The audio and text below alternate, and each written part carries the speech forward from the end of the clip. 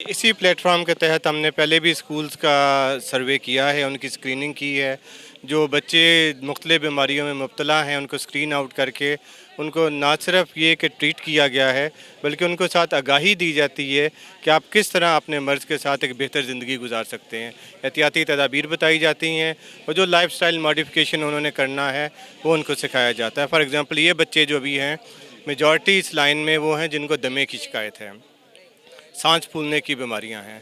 उनको ना सिर्फ दवाई दी जाएगी, उनका टेस्ट किया जाएगा, उनको ये सिखाया जाएगा कि किस तरह एक सेहतमंद ज़िंदगी इसी बीमारी के साथ आप गुजार सकते हैं और किस तरह अपनी ज़िंदगी में छोटी छोटी तब्दीलियां करके आप बेहतर तरीके से अपने मर्ज़ को कंट्रोल कर सकते हैं। अभी तक मैं तकरीबन 20 बच्चे चेक कर चुका हूँ और बाकायदा टेस्ट करके इनमें से 4 बच्चों को अभी तक हमने दमा डायग्नोज़ किया है और उसी हिसाब से उनकी ट्रीटमेंट भी शुरू कर दी। आप क्या समझते हैं कि ये दमे की बीमारी है किस वजह से है? यहाँ पर चूँकि ये गांव है, देहाती इलाका है ये, और यहाँ पर देखने में आया कि कोई ऐसा कोई बड़ा हॉस्पिटल भी है जहाँ पर इनके पेरेंट्स जो हैं वो अपने बच्चों को ले जाकर उनका ट्रीटमेंट करवा सकें। तो आप क्या समझते हैं कि इसकी इस बीमारी की असल वजह क्या है?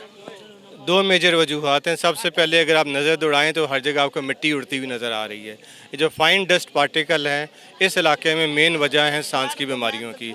दूसरा, अक्सर घरों में मैंने बच्चों से भी पूछा, अभी भी लकड़ियों पे खाना पकाया जाता है तो वो एक आलूदगी इनके पूरे घर के अंदर फैल रही होती है। तो जब तक ये अपने आप को सेफ़ नहीं करेंगे, मास्क नहीं पहनेंगे, पानी का छिड़काव डेली नहीं किया जाएगा स्कूल की ग्राउंड्स के अंदर, इस मिट्टी को बिठाया नहीं जाएगा, ग्रीनरी को ज़्यादा नहीं किया जाएगा, तब तक इस पे कंट्रोल पाना बहुत मुश्किल हो जाएगा।